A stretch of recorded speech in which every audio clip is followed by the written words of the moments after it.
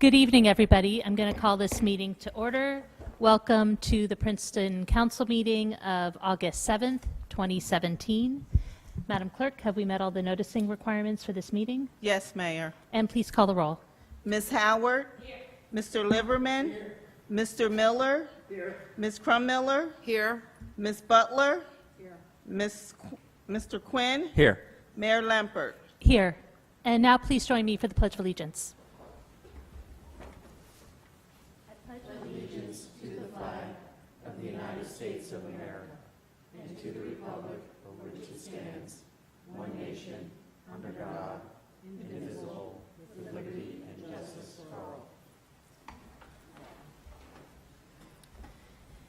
Okay, we will start tonight's meeting with announcements, and maybe tonight I'll start on my left with Mr. Quinn.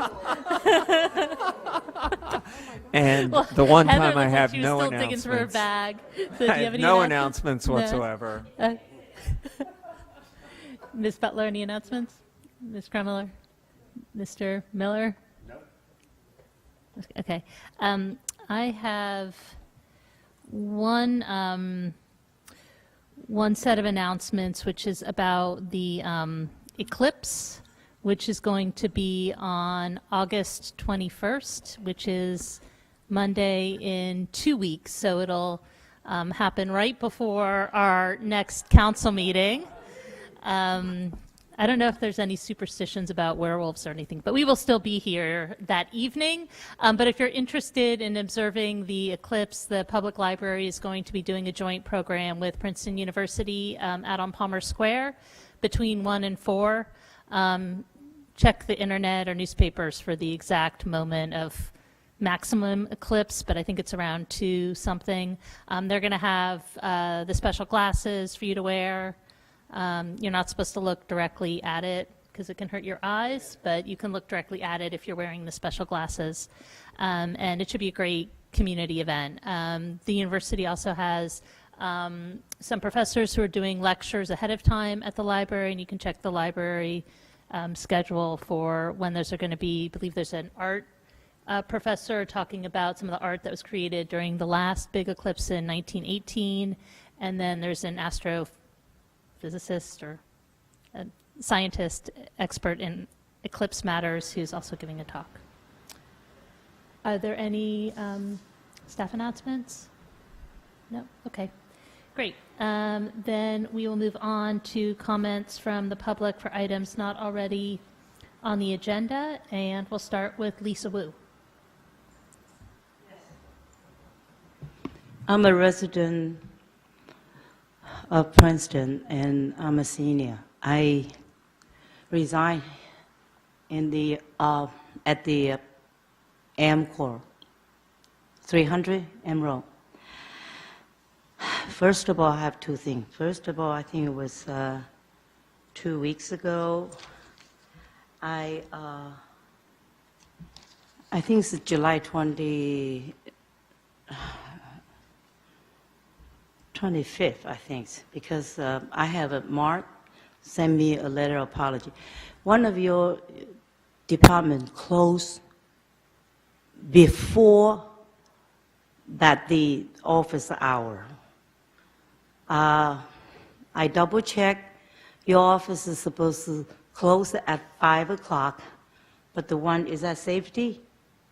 Is that safety department? Public work. What is that? Office. They close around 4:30 because that was Tuesday, I remember, because I went to Senior Center, which is across the parking lot. And I walked to the office. The office was closed. No sign, nothing. And I had to go to the other department and then ask the lady worked there, accompany me, and to verify that the office is closed. And later, I got the explanation from the administrator, Mark, say they were in the meeting. I think that I don't know, should I buy that or not? If you want to have your meeting, shouldn't you have a courtesy to let the public know? Does that make any sense? I'm asking the council, does that make any sense? For public comment, you can make your comment, and then. I'm we'll- sorry, yeah. okay. So that is one thing. Second is, I was furious, I'm still shaking, that the federal implement the OAA, that was passed, OAA, it means Older American Act. It was passed 1965. Your administration officers should receive a copy of the history, how should implement this particular federal, OAA Act, because I spoke to the Mercer County Council office, and they told me they forwarded one copy to them. One emailed me, and then they also CC the copy to the Princeton administration office. And Mark told me that he did not personally see it, but he acknowledges someone in his office received a copy. That this is tells the township should provide one nutrition meal per day to their 60 and older senior. You don't necessarily to be poor, but you should receive one. And I did some checking. You have a program from 1975 until 2015, late 2015. That's according to the county. And then because the contract was up, the African American church, it was too old. It was ordered to be condemned. And I think the roof collapsed the following July, the following July. Anyway, since 2015, Princeton never bring back the lunch program. I just found out last week that we, as elderly, want to receive this nutrition. We have to either drive or bus to Lawrenceville Senior Center. And I found that very demeaning. I can't believe it. My daughter came here for her PhD study, and this is a college town, cannot even tolerate a nutrition lunch program to be implemented. And I took the bus, Trey, and let me tell you how it worked. I was ordered to be ready by 9 o'clock, even though the lunch is 11:30 until 12:30. And then after the lunch, I have to wait for the Trey bus to come. So I kind of do some calculations. It's almost 4 hours in order for me to receive a nutrition lunch. And this has been passed by the Congress since 1965. So I don't know what the township of Princeton is going to do, but I strongly urge to bring back the nutrition lunch. Otherwise, I would take appropriate action, either go to the state district attorney, file the complaint against county and the city of Princeton. Thank you very much. Thank you. Thank you. Ms. Howard? did Mayor, you- I was just going to comment that, I thank our resident for bringing this to our attention, and she's right that the Older Americans Act funds a lot of great programs. Unfortunately, it's not an entitlement program, and funding has not kept up with needs. It's not an entitlement program. It's not like Medicaid or Medicare. And in fact, if you look at President Trump's current budget, it proposes cutting it dramatically.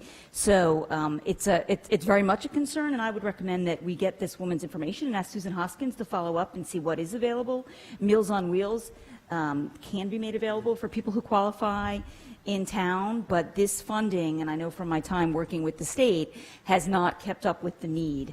And so I appreciate your concern, and perhaps, though, we can make sure she's connected. And can I Yes, just say Mr. that? Lerman. Can I just say that my mother ran the program for 22 years at the AME Church, and she stopped in 2014. And the church was a beautiful place. They rented from the county rented the church. When the program was coming to an end, they looked all over for another suitable spot. They looked at the YMCA, they looked at Reading Circle, they looked at various places, and they couldn't find a spot that would take that program on. So because of that, everything was shifted to the Lawrenceville site, and transportation was provided. So it's not that the town does not want to do anything. At the point of that program going out, there just wasn't a site available. So that's what happened. Also, the site started dwindling. You know, when my mother was there, they went from 35, 40 people down to 10 and 8. So they felt that the Lawrenceville would be a suitable site for them. No, I only found out only 4, including me, from the Princeton. I've been counting the head, and I know there's more than 4 people, senior, over 60, living in Princeton, believe me. And I feel like I've been busing to Lawrenceville Senior Center. I feel like I am in the 1960s, like the school kids been busing back and forth from the black to white, white to the black history. This is outrageous. Thank you. Yeah, Thank but you. I think we No, I'm sorry. we are going to take care of it. I'm an immigrant, okay? And Okay, yeah, I'm sorry, we're being televised too, so if you're not at the microphone, but I think we heard, no, I think you've made your point very effectively and clearly, and so I'm just going to turn it over to... what about the first question? Right, so Mr. DeShield, can you look into both of her concerns that she mentioned? Absolutely. Now, definitely follow up with Ms. Hoskins in terms of the program. Thank you. And is there anybody else who has a comment on an item that's not already on the agenda? Okay, seeing no one, we can move on from public comment and move on to reports. And the first report for tonight is Council Goals and Priorities Status Report. So as council remembers, and some of you might remember, we developed the goals for this year early in 2017. We ask Mark every quarter or so to come back and tell us how we're doing so we can keep track. Thank you, Mayor. And then what I'll do is review and go through kind of the status report for quarters 1 and 2. As council is aware, we this year had a number of goals. There are actually 38 goals just in this presentation alone, and I think a total of over 40 different goals that we have for the year. And what you'll see before you is the presentation. We'll talk about the goals. I'll give you an update. Some of them have been modified based on situations and the current progress. So we'll start with some that you already know, the Mary Moss Park improvements.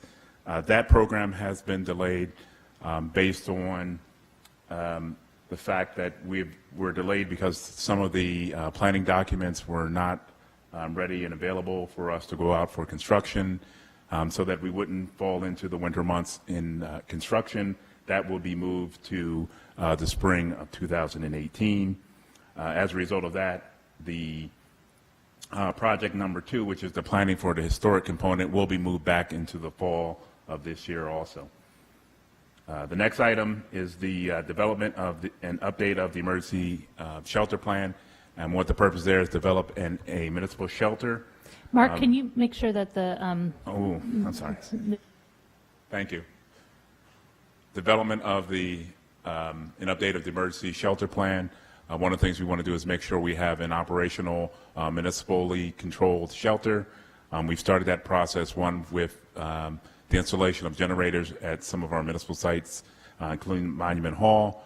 We approved a resolution for the installation of that at our last meeting, and that process is going along. The next two items are harmonizations of the parking meters and the overnight parking regulations. Those items have been put on hold as we go through our parking study. We want to wait and see what insight we receive from the parking study until we move forward with those two objectives. Next item being the parking study itself. That is moving along nicely. We've had two public meetings. They've completed the parking utilization analysis and made some initial recommendations. They're now in the process of making assessments based on our land use and making some calculations that will be presenting to us in October for the final report. Next, we have the Fair Share Housing Plan, the Affordable Housing Litigation. Council's aware that process. We're waiting. The trial is completed, and we're waiting on the decision of the judge.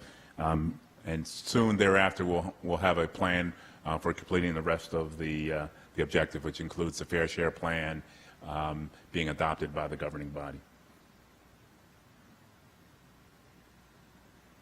At any time, any questions, please stop me, and we can review those. The next item is the bicycle path plan. As an element of the master plan. That was before the planning board, was moved to July 13th of the planning board meeting. It's slightly behind, likely to be before the board in the fall of this year. The next item, which is one of the items we have not made progress on, and that's the guidelines for the adaptive reuse. That's just a matter of us working and putting the plan in place. We plan to move that into the fall, and that will be simply providing a checklist for older adults and guidelines for making renovations to existing housings that would be appropriate for older adults. Next item is the Butler Track rezoning.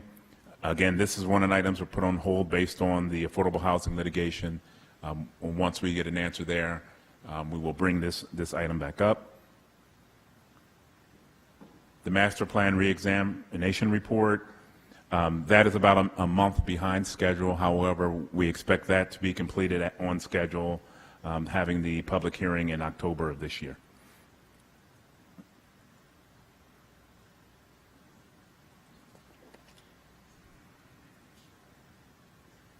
Complete code consolidation. We've completed the litter ordinances. The attorney is now working on special events and a number of other ordinances that are listed there. Staff is currently viewing the housing standards, streets and sidewalks, and the zoning ordinance. The most important of those being the zoning ordinance is one of the ones that we're looking at.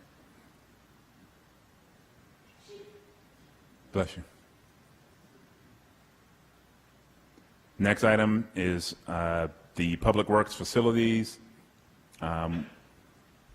We have the capital funding for that has been approved. Staff is now reviewing the improvements and putting together designs and specifications for the improvements to the various buildings. The Sustainable New Jersey recertification, we've submitted the application for a total of 645 points. We only need 345 for recertification at the silver level. We're waiting now for the results of the certification.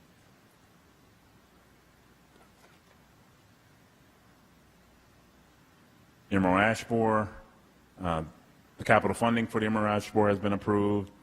We've ordered a contract for, actually tonight we'll be awarding it for treatment, the pesticide treatment for the Emerald Ash Borer. We're currently looking to go out for bid for the tree removal for the same project in October. Improvements to the website, that process is also moving along quite nicely. We've issued an RFP that's been completed. The website committee has reviewed the RFP. We expect a recommendation to council at the next meeting for a vendor to begin the process of implementing the redesign of the website.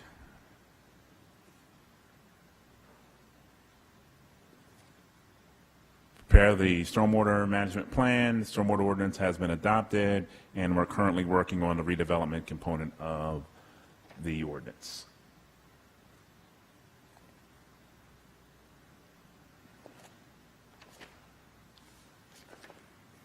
Promoting Welcoming American program. That process, again, is moving forward nicely. We began the process. There was a planning meeting in June of this year, and we'll be doing the engagement and education process. That continues, and we'll be executing the program in September of this year. The organic program, the bid document has been finalized for the organic waste, and one of the things that we're also looking at is as an alternative in that bid document to also not only serve the municipality, but also servicing the school system and the school district. And that will be going out, what is that, July? August? Next week. Police reaccreditation, that process has been, Can I ask a compost question? Sure. So wait, so we would go in with the school district? Is that what you're saying? They will be an alternate in our bid to potentially join the pickup by alcohol. Is that, Price is right. and is the hope that that might lower our costs? For both of us.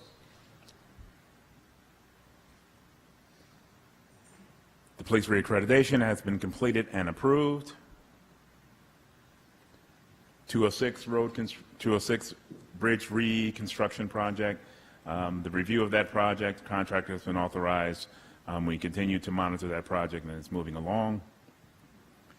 Incorporating the health considerations in health and all policies. That process has begun. The Board of Health has created a subcommittee, developed some best practices, and they've also began to work conceptually with the concept with department heads. The next step in that process will be presenting that to additional departments and then to the council as a whole.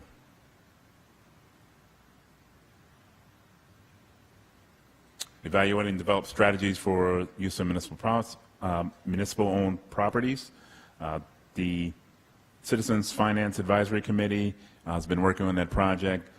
They have reviewed a list of municipal properties and are preparing a report together, and will be presenting that report to council in the early fall. Enhanced 5-year financial forecast. The 5-year projection is completed. However, there are some waiting on a number of information, some critical information, one being the pension data, which I believe we should be getting in the next couple of weeks possibly, and also some additional details in terms of what possibly will be the health insurance rates for next year. That will then be presented to the Citizens Finance Committee in September, and then council at the same time, shortly thereafter. Improving the affordable housing application process. We have converted the for sale application process to an online application. Staff has been working with a number of our partners to put together a universal application. We've heard some concerns previously in the past about residents having to go to multiple places and fill out multiple applications. We're now working with the different partners to develop one application for all affordable housing processes. And when do you think you're going to have that, Mark?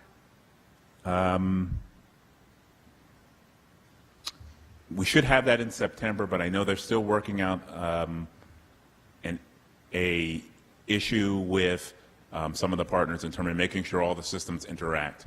I know it's a big stumbling block right now. We suspect that should be in September, but it may be delayed because of that one concern.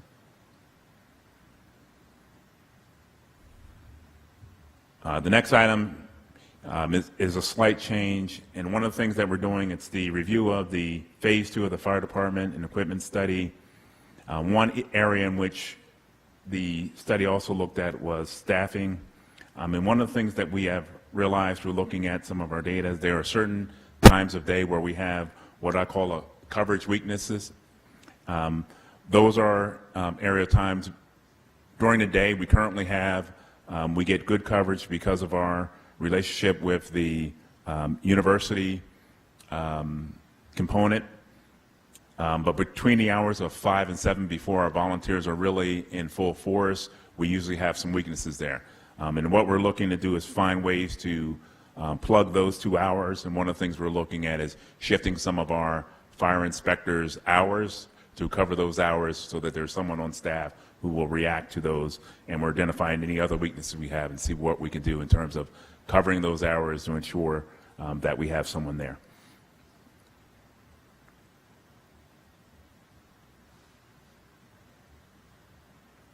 Develop design standards for roadways and sidewalks and other infrastructure. Engineering staff is updating their design and the structure, and this has changed just slightly. We initially were thinking about putting that in an ordinance. After talking to engineering, what they will is adopt an internal policy in which they will determine which design manuals will be acceptable and used for the design of the different infrastructure. And they'll be putting that together and using that policy moving forward. Are you going to get any council input on that? And again, this is more of a staff. It's really the design based on established design, engineering design standards. The widths of sidewalks, and hope I'm saying this correctly, and those things. So it's very detailed engineering documents, and they'll determine we're going to use the New But this Jersey isn't standard for engineering. signage. I thought you were talking about signage too. No, this is for No. sidewalks, roadways. I know Jenny really wants to weigh in on roadways. I have been. The next item we have is developing a coordinated townwide GIS system. We have a consultant who provided us a proposal based on the scope of work we developed. What we're looking the consultant to do is to assist us in developing an implementation plan. We plan on having that proposal before council at the next council meeting, and the final development of an implementation plan that will. Right now, we have a dual systems working in the municipality, one out of engineering, one out of public works. This will consolidate that and bring in other departments within the GIS and really have a framework to work from moving forward. Approve the design of the cold storage. As council's aware, we have approved the contract for that design, was authorized in July. The neighborhood character study, the final report has been completed. There's been a final presentation before the planning board, and we're now determining the recommended ordinance changes that will be presented to council, those that will come before council hopefully in 2017, and what will also be coming before council later in 2018. Next one is the economic development strategies. The Economic Development Committee has been doing extensive research and investigation on economic development strategies. As part of that process, one of the things that we've been working, as staff, has been working on improving the process and interaction with the business owners in the municipality. We've worked hard to put a number of online application processes in place. We've created a subcommittee also to review our application process to help business owners through the process, and the Economic Development Committee will be meeting later this month to develop a written report that will be provided to council with all the strategies that we've looked at and will be recommending to council.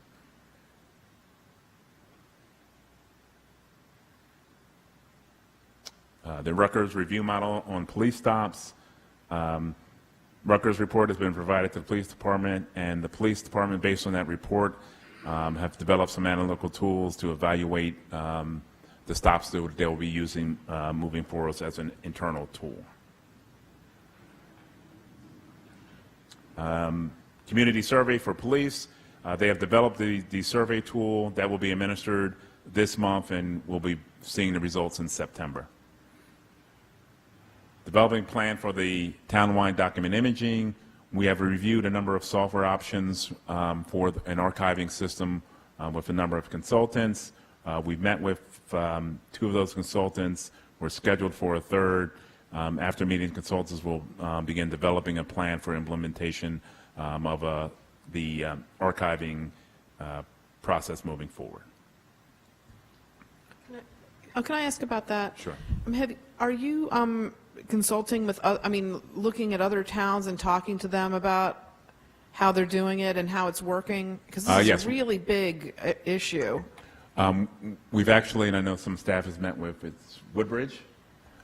Woodbridge and talked to their system, and we'll be evaluating. There are a number of different options in-house versus consultant services, so we'll do all of those analyses. And that it's the most up-to-date technology possible. I mean, I just hope that that's what we're getting.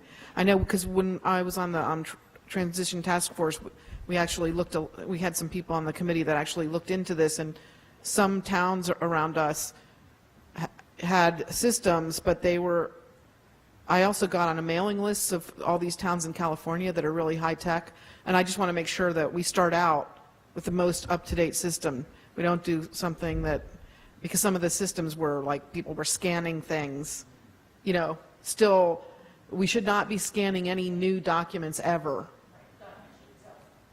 Right. One thing I will say is that it's important to note, some of this we are going to be controlled by the state of New Jersey's archiving processes. Right. And they will require you to scan some things. And that's just how their process works. Right. As much as possible, and I understand I'm you don't just- want to do the double work, but we will have to be it's very just- specific of how the state requires, particularly Yeah. those documents that have to be permanent documents. Yeah, no, I understand that. I think sometimes things don't move as fast, but I'm just hoping that in government, and it seems unnecessarily slow, but Yeah, are we looking at archiving materials we already have, or is this also going to look at future materials that are coming into the municipality? It's both. It's both. So I would say for the second part, for the new material, I'm hoping they'll also give us some suggestions about how we're taking stuff in, because if we take it in, I think this is the other side of what Jenny's saying. It's like if we're taking it in digitally, then it seems like we've already have a digital archive by the thing itself. And so how can we be moving towards systems? I mean, I think the Seamless Docs helps with all the things that are coming in online, Right. but just to make sure that we have a way where we're archiving those now, and if they can help us steer us towards systems that are going to do that. At least based on what I know, and I think there will be some, part of the program will be exactly that, and there'll be some that will be the old legacy just based on what we have systems. So we'll have probably a combination of both.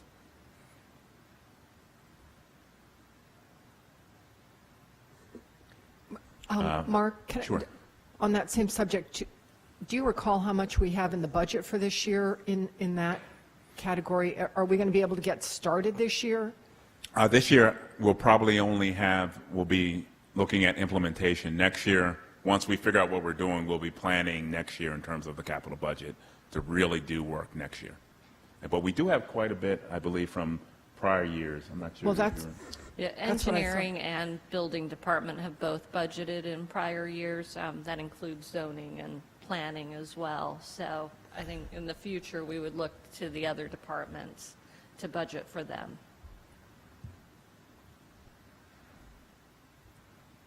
Can I ask a really basic, sort of stupid question maybe, so how far back are we planning to do the digital archiving? I mean, back to as the beginning of records that we have, and how far back do those records go, and maybe it's department by department? And again, that's one thing that we'll have to look at and make a decision on what the cutoff point would be. And going back, and there's quite a bit of stuff that we'll have to look at. That's going to be probably one of the more difficult things, is really seeing what we have and how far back we will go. Right, or the other thing is if we're only keeping things for 10 years to say we're not going to go back and we're going to deal for the next however many years of having, the stuff prior to 2018 would be paper and the stuff post would be digitized, and moving to a system where we're taking it in digitized and we're saving it digitized and it's not costing any money. One of the things we'll probably look to do is to look at those things that are permanent documents. Those will be my priorities in terms of the old documents, with those things that are permanent documents. If there's a useful life, it probably doesn't make sense to digitize those. Addressing the maintenance needs for our existing affordable housing units. We've been working on 2 issues in that area. One being developing a new affordable housing program, guidelines. Those guidelines have been developed, reviewed by the Housing Board, and we'll be putting those together coming the fall of this year. The second one was developing a plan to deal with the repair for the balconies on the Griggs Farm. That process has been completed. They're now going to be moving forward with a plan to have all of those balconies repaired. And the final item is the developing policies of the traffic calming devices. The Complete Streets Subcommittee is reviewing those options. We're just waiting for a recommendation to come back from the committee. Okay, Any questions? great, thank you. Are there any questions for Mark on this? Nope. Okay. I do have a question. So these are the things that you just thought you would get done in the first and second quarter, correct? These aren't necessarily, These are, this isn't everything that was on the list to begin with. yes. The It only is thing, a- you'll see the notes at the bottom, Right. were the other things that are coming in the next quarter. These are things that had benchmarks within the first and second quarter. And if you see at the bottom, there are a number of other items that were to be started later on, and that's the total list. Unless I'm missing something, then you can let me Well- know if there's something you don't see there.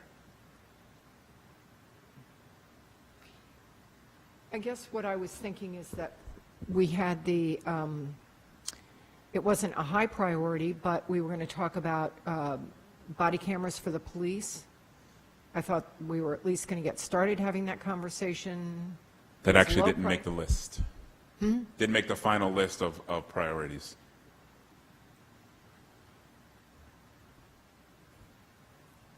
Okay.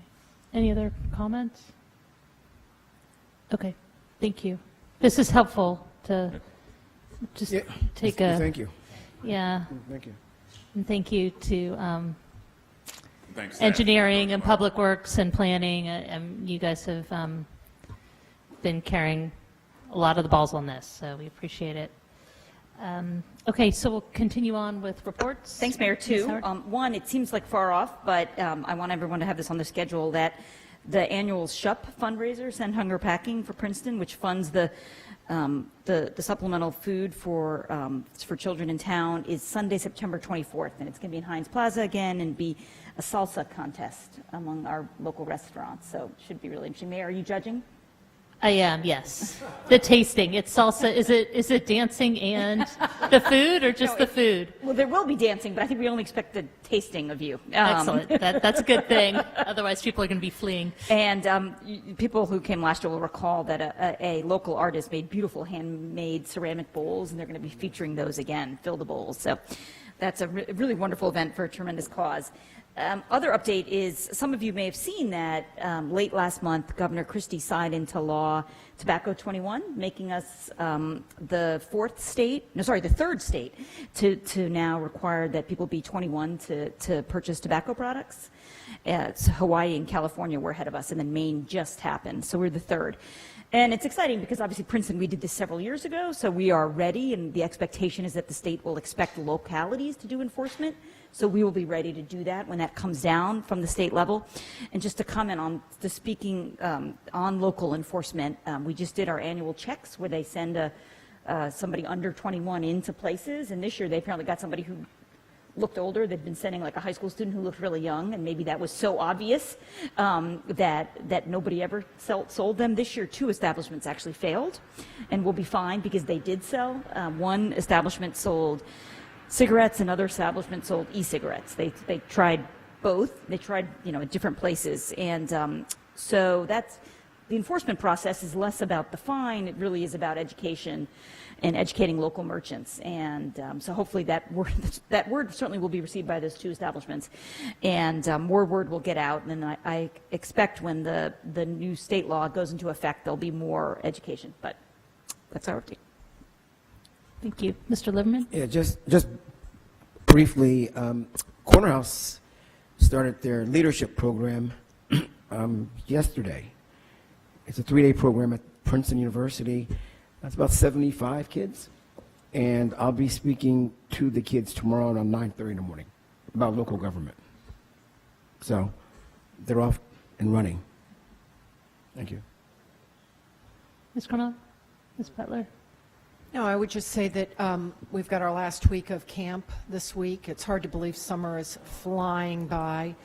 We finished a Red Cross program where I think 18 lifeguards were certified, and I think we probably have committed to hiring 8 for next year, which is good because, and we may hire more, but we had a little trouble getting lifeguards this year, so that was an effective program, and that's it. Mr. Quinn? 2 reports quickly. The Environmental Commission met July 26th and heard a presentation about the potential impact of the proposed Williams Transco compressor station that's proposed for Trap Rock Quarry.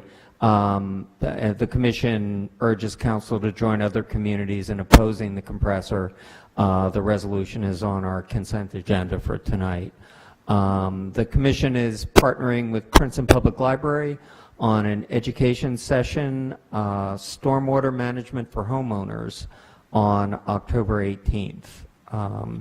The Bike Advisory Committee met July 27th and received an update on the considerable progress our engineering department is making regarding improvements to our bike infrastructure, including enhancements to shared paths and an increase in bike parking in the downtown area. Well done, Deanna. The committee expressed concerns about the lack of complete streets thinking in the initial concept plans for the Route 1 widening, and they'd like to work with the Complete Streets Committee to make recommendations for municipal comment to DOT on the project.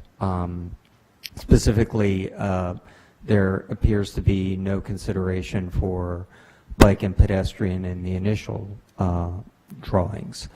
And the committee is working on a resolution for the municipality to join the circuit trails. That'll be on our agenda for August 21st. Thank you. Thanks, Tim. The council passed a resolution on Route 1, and I sent a letter, and in that resolution, we did mention the lack of bike infrastructure, so I think we should share that again with the committee in case they haven't seen it, and see if they wanted to add anything in addition to that. Okay, thank you. I had a couple reports. The first, I wanted to thank the police department and also the recreation department for Community Night Out. It was a really great event. It's just been to most of them over the past several years, and I thought this was one of the best ones. Batman was there too. I'm not sure who that was. I guess it was Batman. But it was just really well done, and it's one of those great Princeton traditions I think everybody looks forward to. Should I report on the neighborhood character zoning group is continuing to meet, working with the planning staff, and we had a well-attended public meeting probably about a month ago now, maybe a little over that, and we heard at that meeting a lot of interest in things we could be doing with affordability, as well as what we've been hearing all along, which is the size of some of the homes that are coming in and anything we can do for that. So we put together another priority list The planning department is going out to bring in some outside help. We still have some funds in the budget for that. We're hoping to have an initial set of, or a second initial set of ordinances before the end of this year, and then some more next year. So we're continuing to work on that and move on it. The other report is Mercer County released a press release today about Herrontown Woods, and we're excited that we are moving forward with the county. They plan to convey the entirety of Herrontown Woods, including the Veblen property, to the municipality pending freeholder approval and also council approval. And they will first be doing some remediation work on the property. And meanwhile, we're also, council is working on a separate agreement with the Friends of Herrontown Woods. And we heard the community and the interest in preserving those buildings through volunteer efforts, and we hope to continue to work with them. And are there any staff reports? Ms. Stockton. Thank you, Madam Mayor. I've been following up on the questions and concerns about the cellular service in Princeton. I've spoken with both Verizon and Crown Castle. As you may be aware, Crown Castle operates nodes for both Verizon and AT&T. They have indicated that they've been seeing an increase in troubleshooting tickets that have been generated by both of the communications companies, and they're still working on the process. Verizon wasn't able to give me too much information other than they had encountered some sort of an interference issue that they had thought that they addressed within the last couple of weeks, but then I forwarded our recent communication with Ms. Crum-Miller and Ms. Butler about dropped calls and bad call interaction on that southwestern side of town, and so they're looking into that further. So as I get more information, I'll be passing that on. We have some paving project updates. The university and their contractor will start milling on Alexander Street, University Place today. It's a 4-night project starting at 8 p.m., going to 6 a.m. for the next 4 days. It's 2 days of milling and 2 days of paving, and it will essentially go from the southern end of the Dinky parking lot up to the Berlin crosswalk on University Place. So that's upcoming. The water company will be back with their contractor on Snowden Lane the next 2 days for milling and paving. So tomorrow will be the first day of milling, then Wednesday will be paving, and that is from Overbrook to Franklin. And then finally, the gas company is coming back into town as well over the next couple of weeks to do paving on Russell Road, Linden, and TR. Those were roads where they installed gas mains last year. So they will be doing the final surface restoration on those roads as well as Basin Street. And they will also be working on 206. So those are the updates. One other on, we did have contact with PSE&G today. They are looking to do some tree trimming in the southeastern area of town, tree removals as well as tree trimming. They'll be reaching out to Lorraine Konopka, the arborist, getting the appropriate permits that are needed for tree removals. And they'll be generally in the area of Terhune, Bunn, Harrison Street, Faculty Road, in that general area. And that should take a little over a month. They may be moving over to West Windsor within that time frame, but it's about a month's work of time. Thank you. Any other staff reports? No. Okay. Then we'll move on to resolutions. Mayor, I did have a question. I was just going to ask the attorney whether we've heard anything, whether there's been any COA update, and whether the expectation whether there's been any communication from the court, whether we can expect an answer in August or not. There's no update. There's nothing. Okay, and then I'd like to see if there's a motion to amend the agenda to move up resolution number 4, because we have our friends here from Princeton Community Housing. So moved. Second. Okay, I'll say moved by Mr. Liverman, seconded by Ms. Butler. All in favor of amending the agenda? Aye. Aye. Any opposed?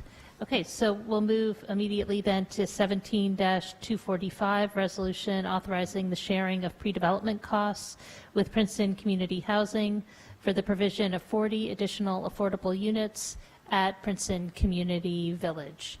And I'd like to start by inviting up Mr. Solo.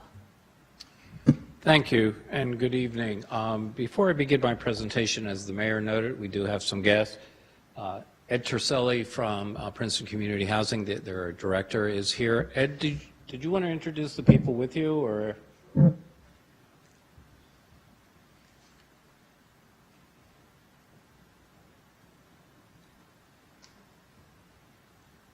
Thank you, Lee, and thank you, Mayor and council members. With me this evening are several trustees from our Board of Trustees. We have Tom Charles sitting at the left, to your left, John Borden, Valerie Haynes, and Elizabeth Bidwell Bates. Thank you. Thanks, Ed. And I'll be brief. As many of you know, we have been working with Princeton Community Housing on providing affordable housing here in the Princeton community. It's something we've identified as a need both through our Fair Share Housing Plan and as one of our goals. You may remember last year we did a sharing agreement with PCH to look at the financial feasibility of providing 40 affordable housing units up at Princeton Community Village. That analysis indicated that there were a number of financial scenarios in which we could do that, and gave us the ability to say, well, let's go ahead then with the project. What's before you tonight is a resolution that would authorize a cost-sharing agreement with Princeton Community Housing to provide those 40 units. We're now at the pre-development stage, and what they're looking for is a total cost of pre-development of $376,750 to do all the pre-development for the 40 units. That's the architectural drawings, both in terms of renderings and construction drawings. It's civil engineering, it's environmental engineering, it's legal cost, as well as financial planning, with the end result being to have a shovel-ready package so that they then can submit a application for tax credit financing in the near future. If you approve the resolution before you, what would happen is we would share half those costs, or $188,375. And what would happen is Princeton Community Housing would basically take the lead. They would contract and get proposals from the various professionals. Once they have that, they would go through their normal process in hiring. They would then, as bills come in, submit the bills to the municipality. We would review them. If we agree that they seem reasonable and fair, we would pay half the cost for that. The funding, as you'll note in the report, is coming from the developer escrow account. The chief financial officer has certified that there are funds available for this. One caveat is that we would have to amend our spending plan. This is not in the spending plan. There are other things that are going to come out, so I would anticipate sometime in the near future Shirley Bishop would be here to amend the spending plan. I've talked to her. She's indicated this is an eligible expense and we just need to amend the spending plan, which can be done after the fact. That's all I have. Ed, did you want to add anything? Thanks again, Lee, and thank you again, Mayor and Council. I just would like to express on behalf of our organization our readiness and willingness to help the municipality, as we have in the past, to meet the obligation and the need for affordable housing, and we look forward and stand ready to help in that regard, and thank you for your consideration. Thanks, Ed. I don't know if there are any questions for me or for Ed.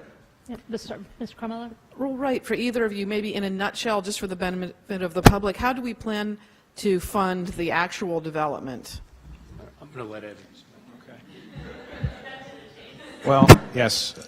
Like many developments of affordable housing, there's typically a variety of sources that go into the financing, and we've discussed with representatives of the town, municipality, a couple of those versions. Lee mentioned one, which is a low-income housing tax credit, which is a tool that many affordable housing developers use to raise most of the capital that you would need, most of the equity you would need to build the project.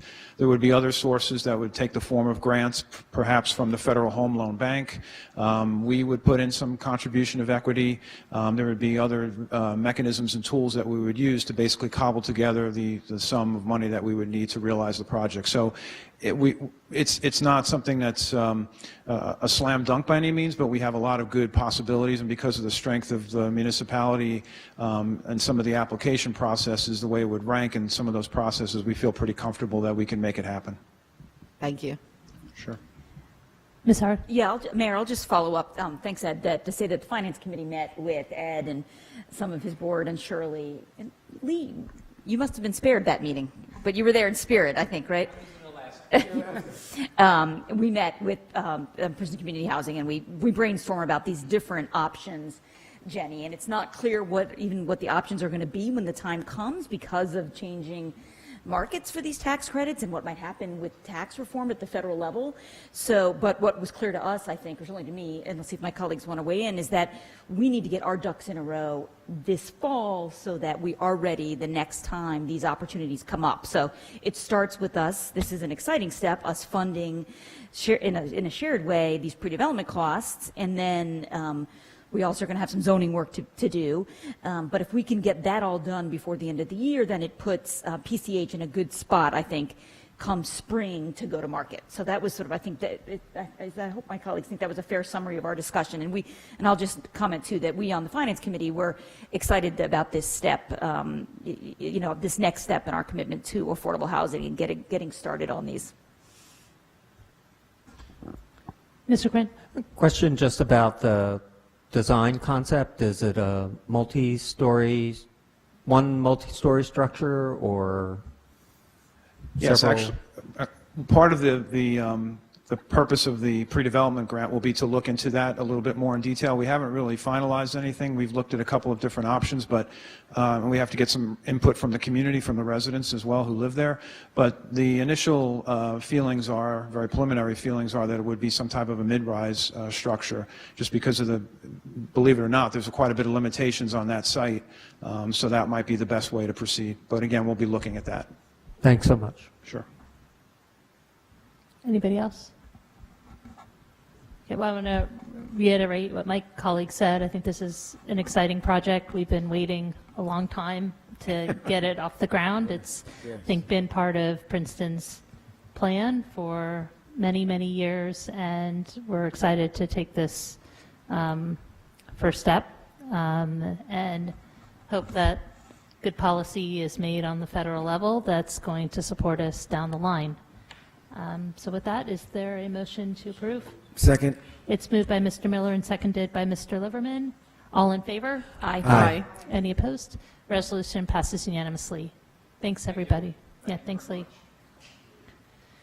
Okay, now we'll go back to the top of the resolutions. The first one is 17-242, resolution authorizing the award of a contract to Deere & Company, whose delivering dealership is Deere Country Farm and Lawn, Allentown, Pennsylvania, via the National Joint Powers Alliance, NJPA, contract for construction and agricultural equipment, agricultural tractors, and associated equipment and implements. Contract number 021815 DAC for a new John Deere 6130M cab tractor and Diamond Model DBM CP21 rear cradle boom mower with 50-inch flail head for use by the Department of Public Works and the Princeton Sewer Operating Committee in the amount of $164,565.71. Thank you, Mr. Huff, for the detailed description in the title. It's really great. It's really great. It has actually, I think it conveys a lot of information Some of it maybe is more than people really want to know, like the name of the exact dealership, but I think that we have all the information here. Is there, are there any questions from council? Is there I a just motion can't to help it. approve? What's a flail head? It's just the fact, it's the mower.